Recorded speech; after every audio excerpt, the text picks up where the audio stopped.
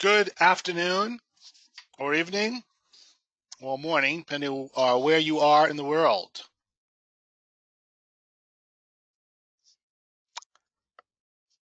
For those of you who missed the first webinar in this series, I am Rick Stack. I'm the president of New Awareness Network, Inc. and the Seth Educational Institute. And we are one of the publishers of the Seth books by Jane Roberts.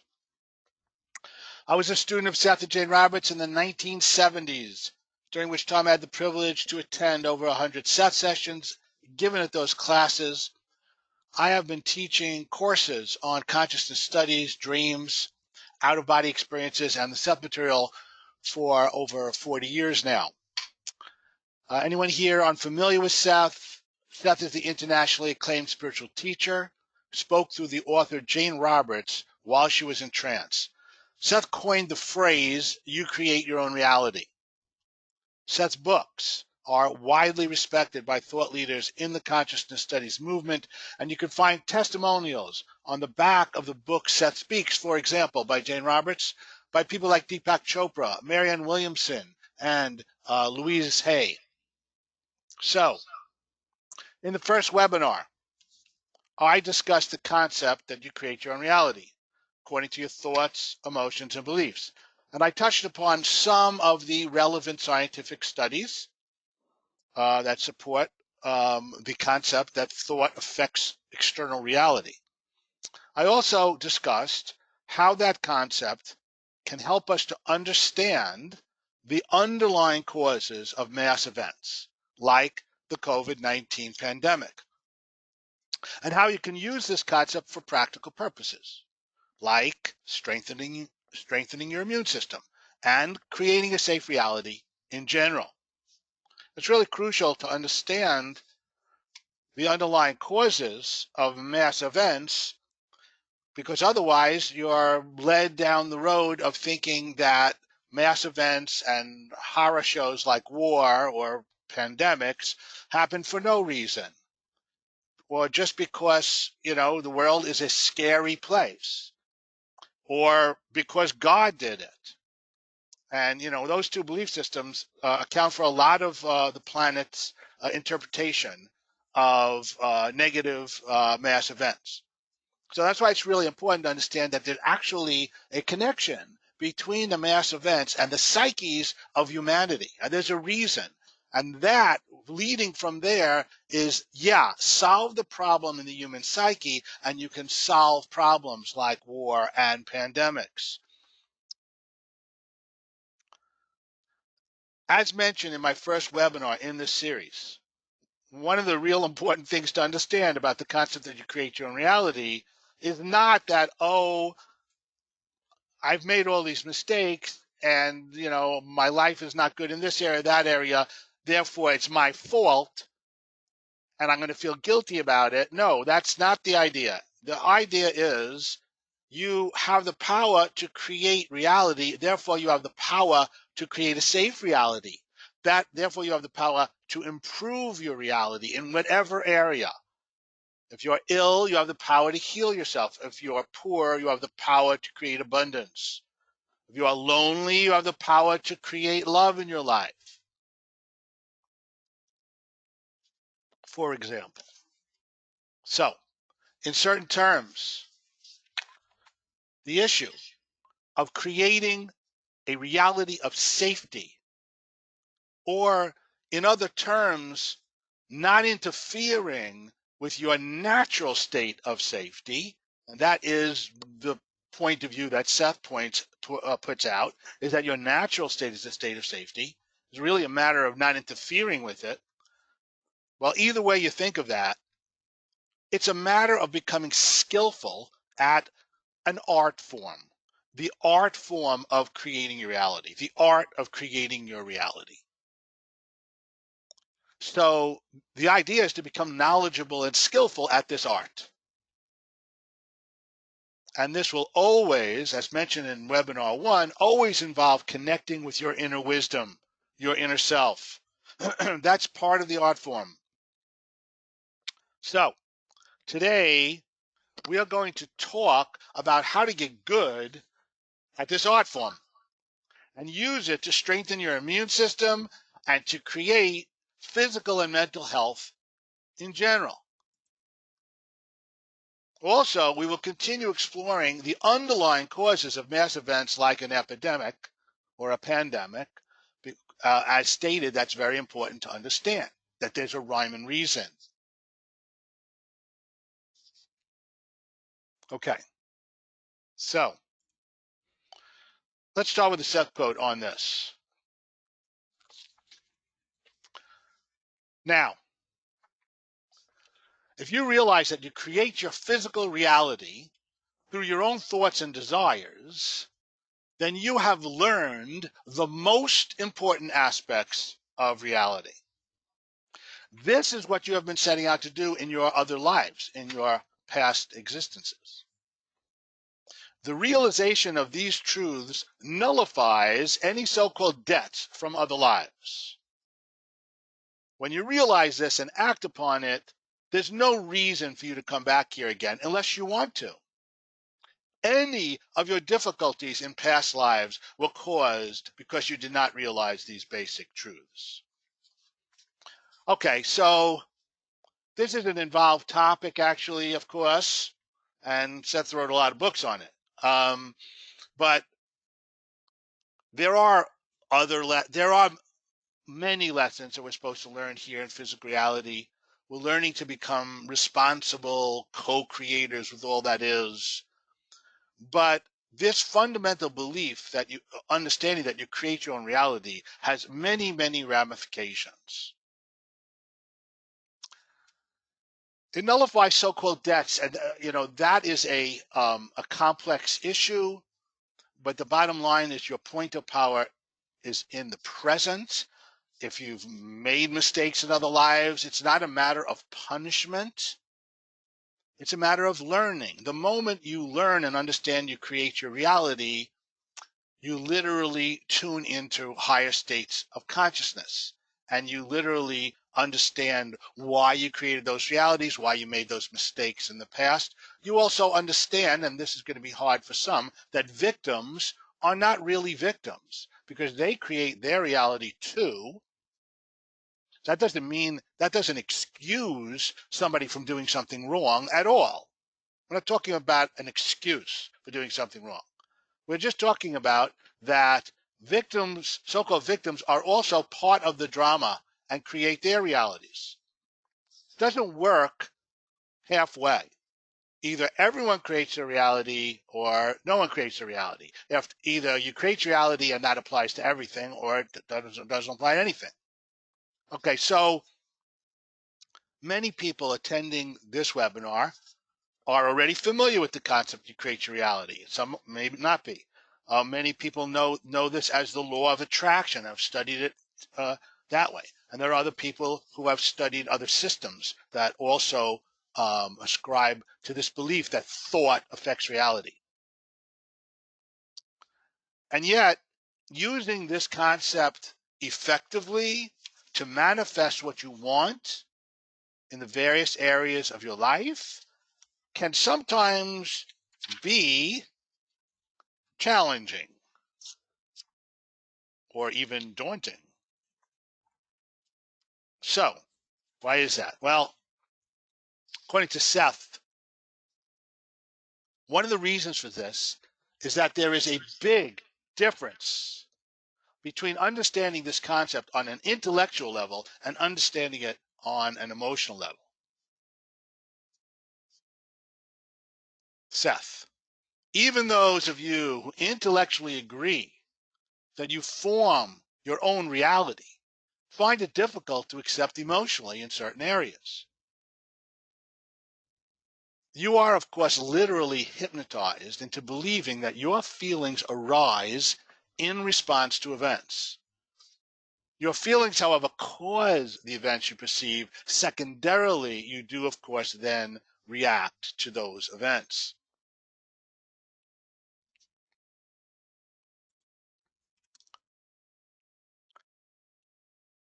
It is somewhat of a psychological trick in your day and age to come to the realization that you do in fact form your experience and your world. simply because the weight of evidence seems to be so loaded at the other end because of your habits of perception. To understand, and I'll say emotionally here, to understand emotionally that you create your own reality requires awakening from the normal awake state, at least for many people. Some, of course, have this knack more than others. You can come awake from your normal waking state, and that is the natural next step for consciousness to follow. Now, all of this, as hopefully you'll see, is totally applicable to the COVID-19 situation that we're in, and I'll see if I can work my way around there. But if you can imagine that your beliefs, you create your reality on an individual level, you create reality, we create our reality on a mass level. If we want to stop having things like COVID-19 happen on the planet, there has to be an awakening for a critical mass of people. And that's going to really come from individuals learning to respect themselves and others, to love themselves and others, to connect with their inner selves, and to learn how to become masters, or at least practicing adepts at how to work with thoughts, emotions, and beliefs. And we're going to look at both the beliefs that are the kind of beliefs that could lead to a pandemic and the kind of beliefs that will ensure your safety, and not just for the pandemic, but in general.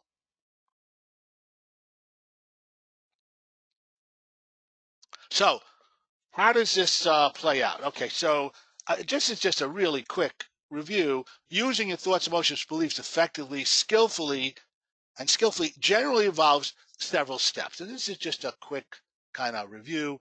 Basically, you need to examine your thoughts, emotions, beliefs, including your habitual thought patterns, including subconscious belief, which is not as hard to get to as some might imagine. And there's a methodology to this, and it's not all that complicated once you get onto it and understand it. And you have to do it, actually, examine become aware of what is in your psyche. Do not identify with your thoughts, emotions, beliefs. You are not your thoughts. You are not your emotions. You are not your beliefs. You are the eternal energy, essence, personality, the eternal identity that is experiencing physical reality and has these. They're supposed to be your playthings, and eventually they will be. Then you weed out the limiting beliefs, and I don't have time to go into a lot of detail, but just to get a structure here, examine your thoughts, see what they are, weed out the limiting beliefs. And this is you're choosing new, more constructive beliefs. How do you do that? You don't just do it with your intellect. You use your intuitions and your intellect. You use your inner self and the physical conscious personality to help you make these decisions. After you choose them, you're going to insert them. And inserting a new belief is easier than it sounds, because we've been hypnotizing ourselves into believing everything that we believe, or allowed ourselves to be hypnotized by our schools, our churches, TV, everywhere we go. Often, according to Seth, many of the beliefs that we've accepted simply because we've heard them often enough, simply because we're told them often enough. Politicians are very much onto that whole concept about often enough, and then people will believe it. And doing all this, using both your inner and outer information, your intellect, and your inner self. Here's Seth. I am not telling you to inhibit thoughts or feelings. I'm asking that you become aware of those you have. Realize that they form your reality. Concentrate upon those that give you the results that you want. I have that last line on my wall for 40 years now. Concentrate upon those that give you the results that you want. In certain terms, that is simple. Of course, doing the whole process is a little bit more complex. So, this process takes some determination. But in doing it, you're getting to the heart of how to use your power effectively and well. And basically, it's not all that hard to do once you really understand that you create reality and you start practicing the methodology, and you'll see results right away. I mean, you got to give yourself, a couple of weeks, a few weeks, a month. That's a whole nother discussion.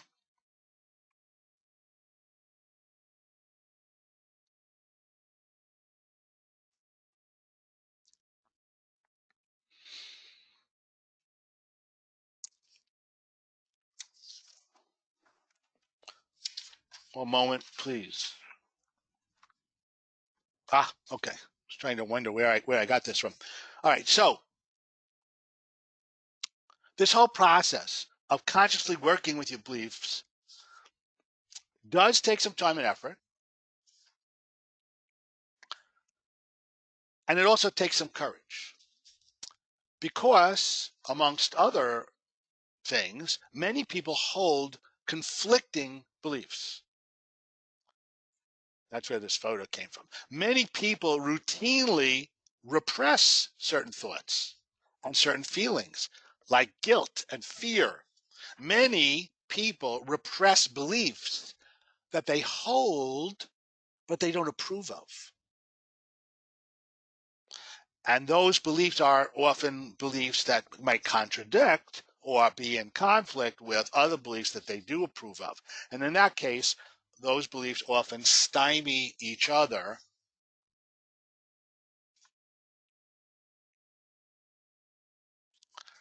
One of the reasons why it's a little tricky is because it's far simpler to recognize your own beliefs in regard to religion, politics, or similar subjects than it is to pinpoint your deepest beliefs about yourself and who and what you are, particularly in relationship with your own life.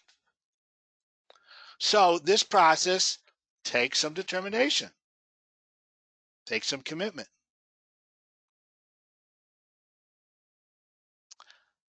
Now, if anybody here has not read Nature Plus Reality,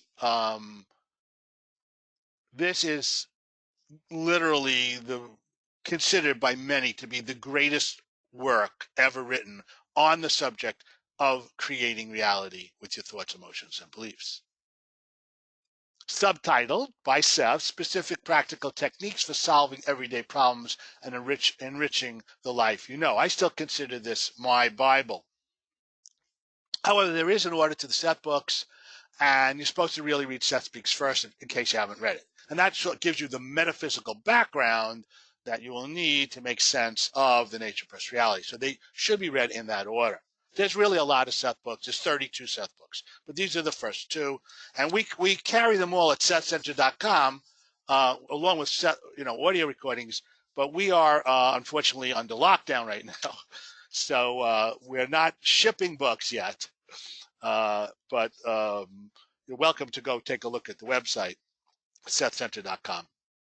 Okay, now before we continue, and we have a lot more to cover today, before we continue, some people have asked us if there's going to be any sort of continuation of these webinars, for further study. So, we do offer courses, and I'm just going to take 1 minute to, point you in the right direction, tell you what we're offering. We have I teach an online Seth intensive course. It's a 6-week online course. Right now I'm teaching approximately once a year. The next one's in the fall. We also do the online Seth Dream and Lucid Dream course. That's another 6-week online course, and that's going to be held also in the fall. All the webinars are recorded. They can be viewed at any time. You can get more information at SethCenter.com. Now, we also, though, something that if you're interested in doing now, we also offer, I teach an ongoing online Seth class every second and fourth Tuesday of the month at 7:30 p.m. Eastern. And Dave Selak teaches an ongoing dream study class, and that is held twice a month also, the first and third Monday. All webinars are recorded, can be viewed at any time. Okay, the information and registration for that is at SethClass.com. Now, we normally only open these classes to those who have taken one of our core curriculum courses, the 6-week courses. But due to the current pandemic, we are waiving that requirement, and anybody can join these ongoing class. The only thing that we ask is that if by any chance you haven't read Seth Speaks and you're a complete beginner, just pick up that book or Kindle book, and you can start reading it as you are studying with us. Okay, one other thing about the SethClass.com, that is different than SethCenter.com. That's where we sell our books. This is just for this ongoing class. Please note, because we haven't got a time to do this, the membership at SethClass.com, there's a form, and that form only shows my 2 classes. Right from this point forward, and actually already we just haven't updated it, there's actually 4 classes per month. Dave, Seth, and Dream class is now included at no additional fee. So just to give you an idea, the total is $40 per month, and there's 4 classes per month, and they're recorded, so it really works out to be about $10 per class. We try to keep the price as low as we can. Okay, so if you're interested in that, just go to SethClass.com. You can read about it. You can sign up there, and then we'll send you all the information you need. You can also, by the way, cancel at any time. You can join at any time and cancel at any time. Okay, let's get back to it. Okay, so during the current weirdo twilight dimension that we're in with COVID-19 pandemic, the twilight zone, many people are naturally concerned about what they can do to strengthen themselves psychologically, strengthen their immune system, keep it in good shape. Now, this question, though, is important not only for the current pandemic. It's really something that's a question for staying healthy and happy in general. So it's really the same thing. Understanding what the problems really are that are causing illness and a lot of the other ills in society. In certain terms, you could say that the world has been going through epidemics of a sort without realizing it. For example, the epidemic of cancer or heart disease. That's kind of an epidemic, but no, everybody's just taking it like most people's like, oh, it's almost inevitable for some people, and it's out there, and nobody's thinking in terms of what are the underlying causes. So they're not thought of as epidemics, I guess because they're not contagious, right? But the overall psychological climate and limiting beliefs that are the underlying cause of such disease as cancer or heart disease or the pandemic, those beliefs and feelings, apathy or hopelessness, those things can be contagious. And they're based on the official line of consciousness beliefs that I discussed during webinar 1. Just a quick review of those official line of conscious beliefs is you don't create reality. Most people don't believe that they create their reality. They have the power to affect reality directly. They think that they are subject to accidents. Anything can happen. Stuff happens. And why did it happen? Well, it's kind of a scary world out there. Or maybe God did it. That's really those are the 2 most popular explanations. What else in the official line of consciousness? Again, quick review from last time. The universe is not safe. Most people do not trust that it's a safe world out there, and then most people don't really trust that there's a safe world in there. Why should they trust that when they've been taught that the human race is a tainted, flawed species that came from the apes, and it was really survival of the fittest that drove us? Or, on the other hand, the religious point of view, that we're a tainted, flawed species anyway, either from original sin, or we're on the wheel of reincarnation, and this is a lower state, or a world of suffering. The official line of consciousness beliefs lead to fear. Focusing on fear is not good for the immune system. I think science knows that at this point. If you feel, even when there's no pandemic around, if you feel that the outer world is not a safe place and your inner world or psyche can't fully be trusted, the result is an ongoing, underlying feeling of anxiety to whatever degree. And most people aren't even aware that they don't trust themselves. Here's Seth on this. What are the result of these official line of consciousness beliefs? Worry is a result. Fear and doubt are detrimental to good health, of course, and these are very often caused by the officially held beliefs of society. Those beliefs paint a dire picture. Such beliefs discourage feelings of curiosity, joy, or wonder. They inhibit playful activity or spontaneous behavior. They cause a physical situation in which the body is placed in a state of defensive aggression. Under such conditions, it seems only rational to look for the worm in the apple, so to speak, and to expect pain or danger. It literally makes sense to feel that way if you accept these beliefs. What about senility, dementia, Alzheimer's? Senility is a mental and physical epidemic. A needless one. You catch it because when you are young, you believe that old people cannot perform. There are no inoculations against beliefs. So when young people with such beliefs grow old, they become victims.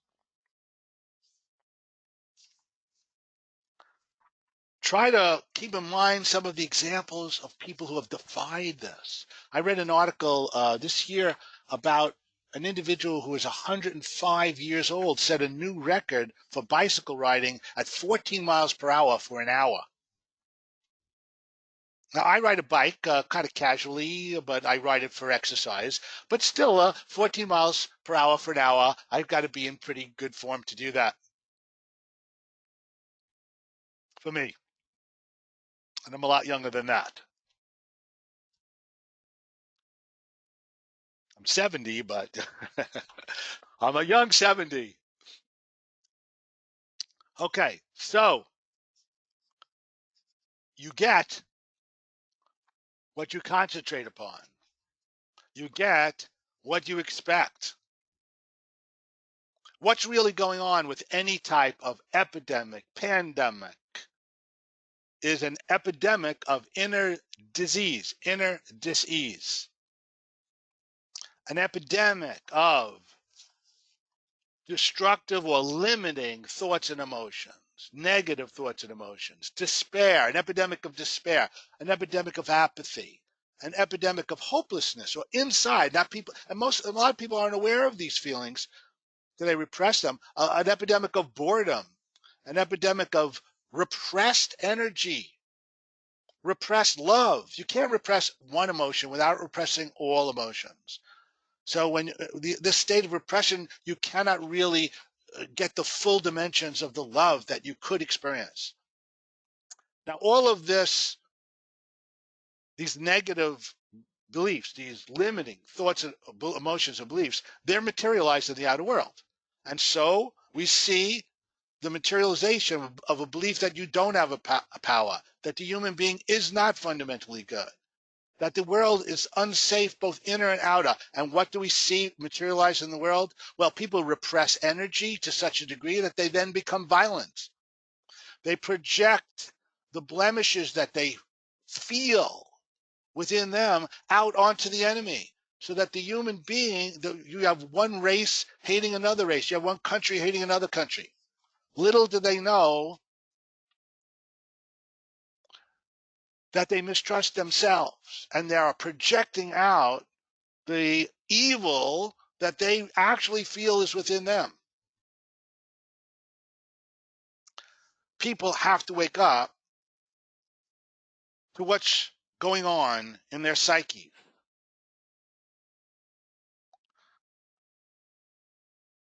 This is all materialized as war, poverty, disease, economic injustice, social injustice, and a poor stewardship of the global environment, a lack of spiritual growth. That's what it is in humanity, reflected out into the world. And although I've listed some of these, and this is going to be a crucial point, it doesn't help to concentrate on these problems in a negative way. It doesn't help to overemphasize them. It doesn't help to worry about them, because by the nature of thought and feeling, if you focus on this and overly focus on this, you're actually adding to the worry, adding to the fear, adding to the energy toward their materialization. So what does help?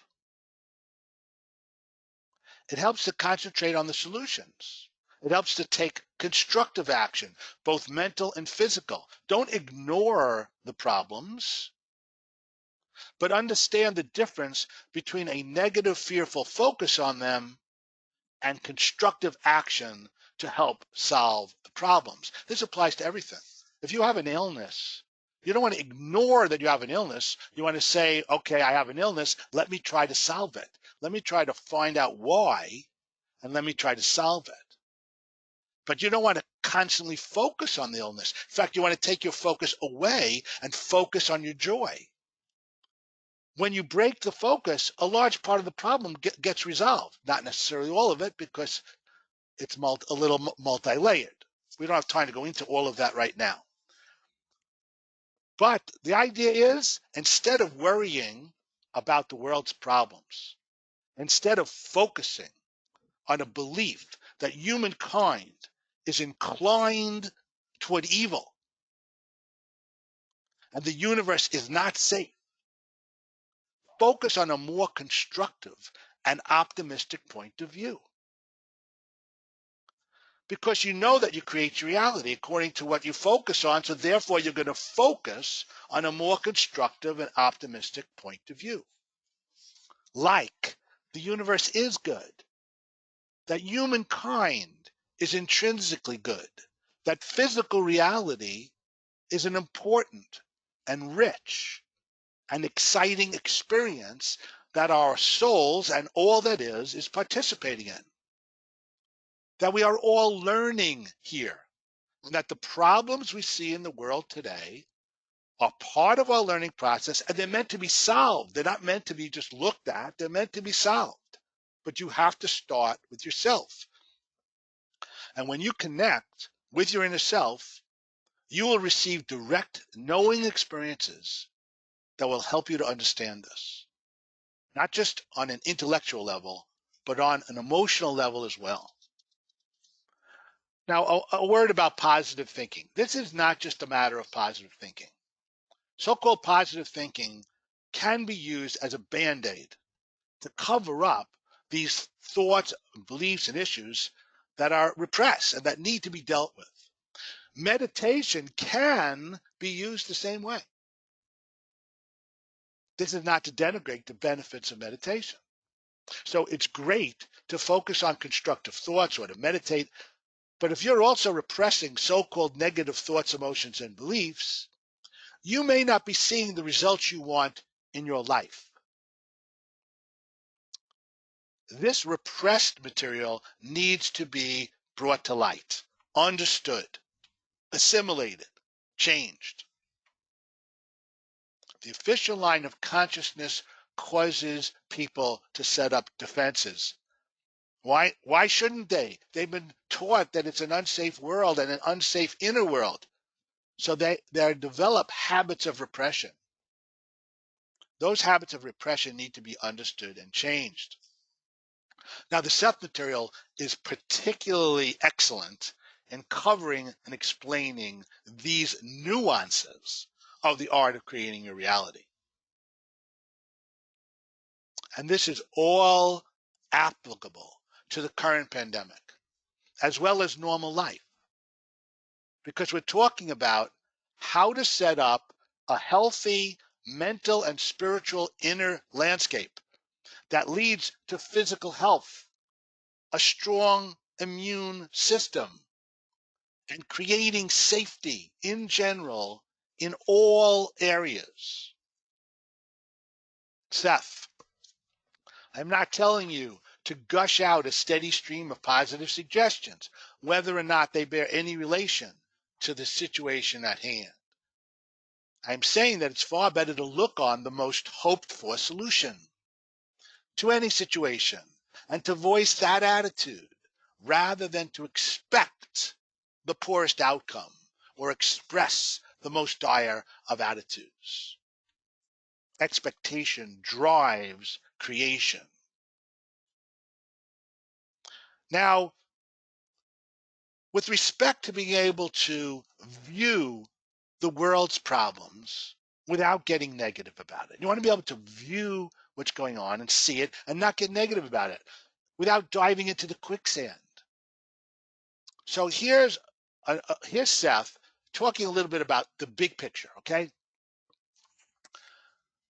Now the weapons and the destruction are the obvious things that you see. The counterparts are not so evident. And yet it is the counterparts that are important. The self-discipline learned, the control, the compassion that finally is aroused, and the final and last lesson learned, the positive desire for creativity and love over destruction and hatred. When this is learned, the reincarnational cycle is finished. Now, there is a reason why these lessons must be learned in just this way.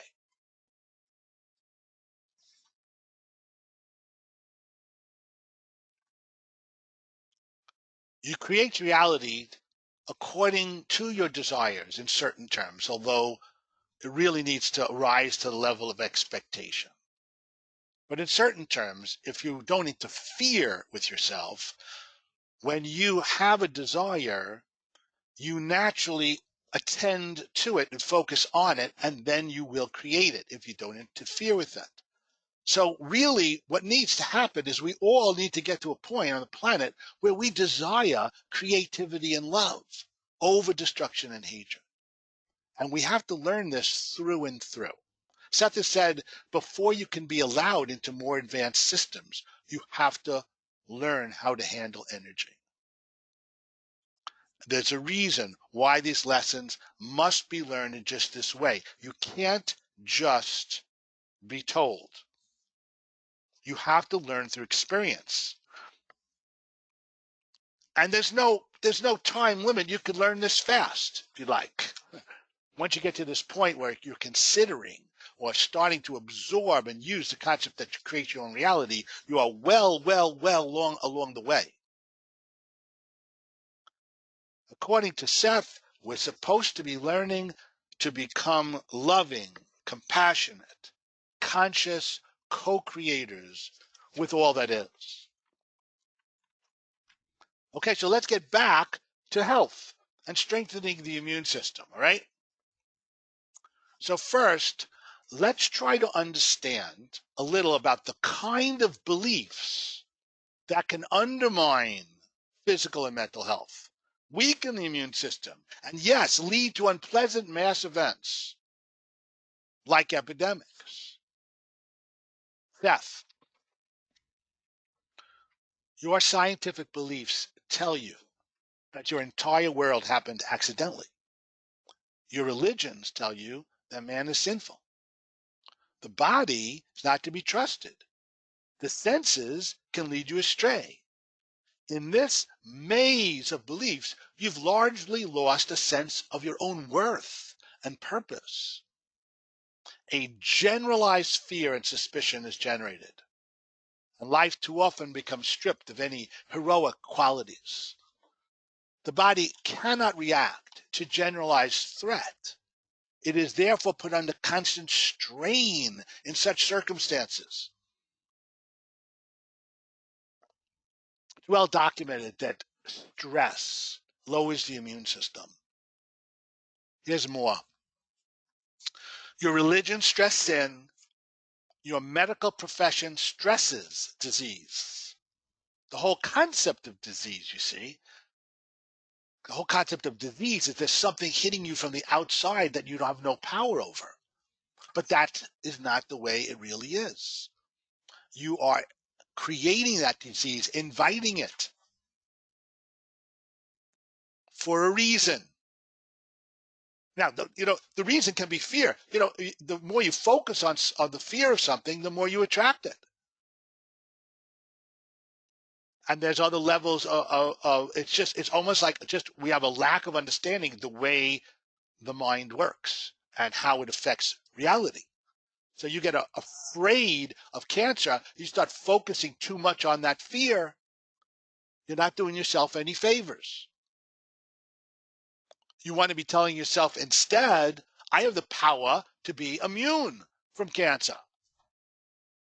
And many people are. In fact, the natural state of their body is immunity to cancer. Cancer, as I understand it from Dr. Sue, okay, that there's cancer cells in the body that show up every day or whatever, and the body just takes care of it. Your immune system has to malfunction. And there's a reason why it would malfunction. Seth has gone beyond that and said, it's not just malfunctioning. You're actually you set up an environment where you're actually inviting the disease in. Acquiescing to it because of your beliefs. Those beliefs might involve beliefs in worth, fear. Your orderly sciences stress the chaotic and accidental theories of creation. Your psychology stress men as victims of their backgrounds. These are some of the underlying beliefs. Many of your resurrected occult schools speak of a recommended death of desire, the annihilation of the ego, for the transmutation of physical elements to finer levels. In all such cases, the clear spiritual and biological integrity of the individual suffers, and the precious immediacy of your moments is largely lost. Seth has said it's really important to understand the value of the ego. Yeah, the ego has become overdeveloped, and the ego has become a tyrant at various points. And the ego has blocked out the inner self, but the solution is not killing the ego. The solution is the ego needs to be educated. The ego needs to join with the inner self, let the inner self in, let the inner self educate it. Earth life, as a result of these beliefs, instead of the beautiful thing that it is seen as murky, a dim translation of greater existence, rather than portrayed as the unique, creative, living experience that it should be. The body becomes disoriented, sabotaged. The clear lines of communication between spirit and body become cluttered, individually and en masse. Diseases and conditions result that are meant to lead you into other realizations. We're in a reality where what we focus on gets materialized. Everything in those terms is a learning experience. You see the result of negative beliefs. If you focus on if you focus on hate, if you focus on fear, if you focus on negative beliefs, you're going to see the result. And if you try instead to repress it, okay, I don't know how to deal with this, aggressive energy that I have, I'll just repress it. No, that doesn't work either. You find out that both of those things don't work. What works? Learning how to handle your energy constructively, learning how to become artful at it. The body's main purpose is not only to survive, but to maintain a quality of existence at certain levels. And that quality itself promotes health and fulfillment. The kinds of diseases change through historical periods. Some become fashionable, others go out of style. All epidemics, however, are mass statements, both biologically and psychically. They point to mass beliefs, that have brought about certain physical conditions that are abhorrent at other levels. Whenever the conditions of life are such that its quality is threatened, there will be such a mass statement. The quality of life must be at a certain level so that the individuals of the species, of any and all species, can develop. There simply must be, for example, a freedom to express ideas, an individual tendency, a worldwide social and political context in which each individual can develop his or her abilities and contribute to the species as a whole.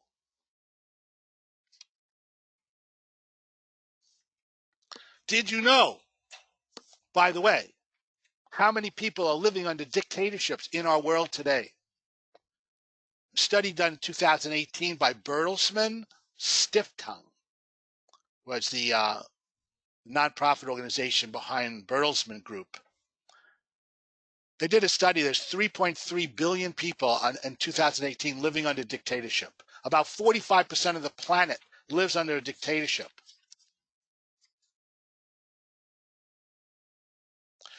In addition to that,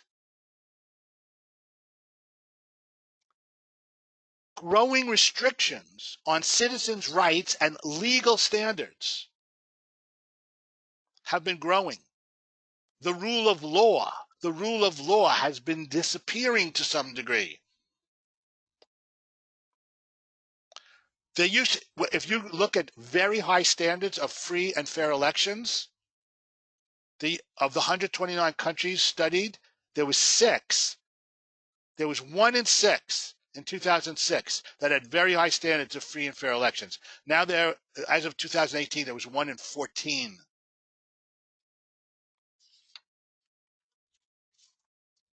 Now I could go on. And I don't want, again, you have to be able to look at these problems without focusing on them in a negative way. But something does need to be done. So when you say that there literally must be a freedom to express ideas. Well, we have 45% of the world under dictatorship. There's not a freedom to express ideas. There's a tremendous amount of repressed energy, and there's a tremendous amount of apathy and boredom and hopelessness. So you see the physical results. It's really not all that mysterious.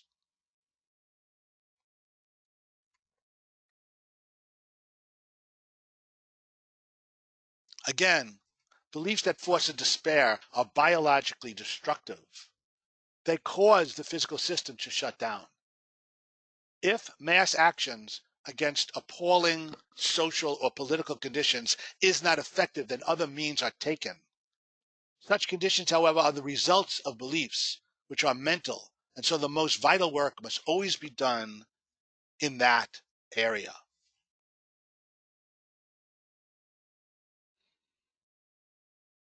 Okay.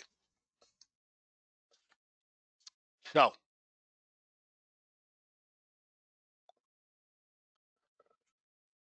here is some material now. We're going to talk about the other side of the coin. So we're looking at some of the biologically destructive belief systems that could cause something like a pandemic. And this is not to start feeling depressed about this, because the whole idea is we need people to understand the way this works. It doesn't help to focus on this in a negative way. Yeah, the planet needs work.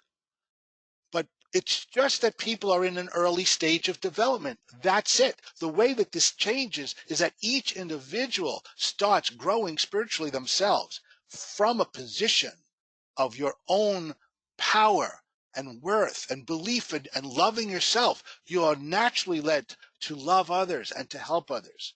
From a position of strength, you can help somebody out of the quicksand. You cannot help somebody out of the quicksand by diving in the quicksand. And yeah, it's really crucial for you to understand over and over, you have the power to create a reality of safety, even though other people have created less than ideal conditions. You have that power. If you believe in your worth, if you learn how to manipulate beliefs, nurture yourself, love yourself, your immune system will work just fine, and you will get through this just fine. Let's take a look at some of these other side of the coin type beliefs. And this is applicable to any illness, by the way, healing in general, and creating a positive state of mind in general. Not just a positive state of mind, but a state of mind in communion with your inner knowledge. To let go is to trust the spontaneity of your own being, to trust your own energy and power and strength, and to abandon yourself to the energy of your own life. To abandon yourself then to the power of your own life is to rely upon the great forces within and yet beyond nature that gave birth to the universe and to you. One of the very first steps toward mental, physical, emotional, and spiritual health is precisely that kind of abandonment, that kind of acceptance and affirmation.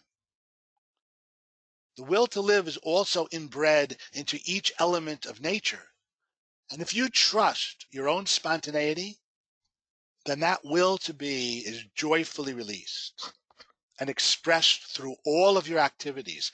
It can quite literally wash depression and suicidal tendencies away.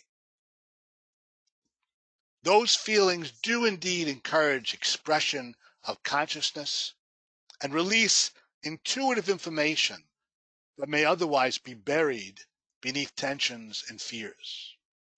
Such realizations have their own biological effects, stimulating all of the healing properties of the body and also easily propelling the mind toward higher organizations in which all of life's seeming inadequacies are understood to be redeemed.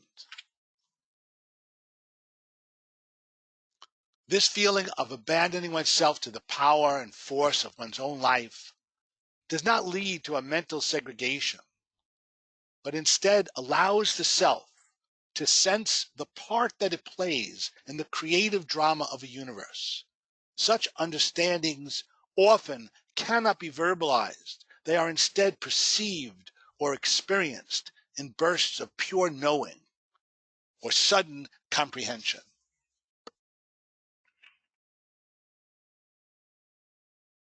The natural world itself is a gateway to other realities. You do not have to try and blot out the physical world or your ordinary consciousness in order to achieve the necessary knowledge that leads to vibrant health or experiences. In fact, the natural world is itself a part of other realities, and the source of all realities is as present in your existence as in any other. The more fully you learn to live, the more the seeming mysteries of the universe begin to appear. The natural world itself is a gateway to other realities. You don't have to wait till you die to experience those realities. You can experience them now through dream work, through bringing your waking consciousness into the dream state, through having out-of-body experiences, through various forms of meditation. Did you know that in studies done of people who have had vivid out-of-body experiences, their beliefs about death were radically changed? They said that they no longer think that they survived death, they know it.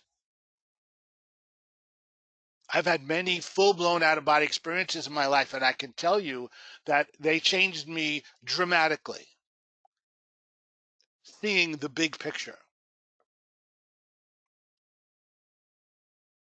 So,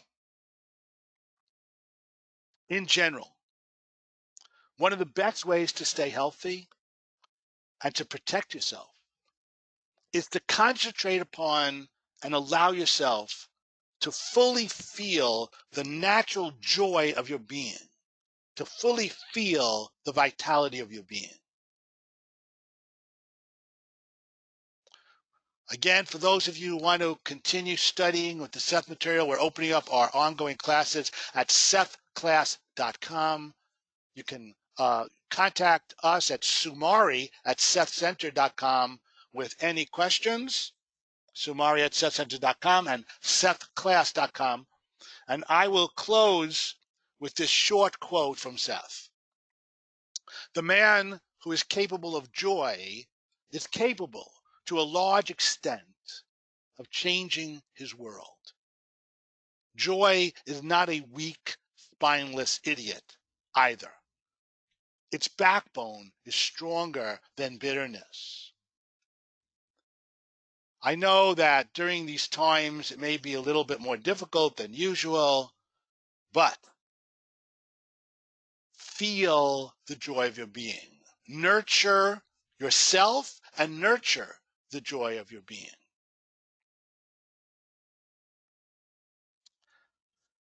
Good afternoon.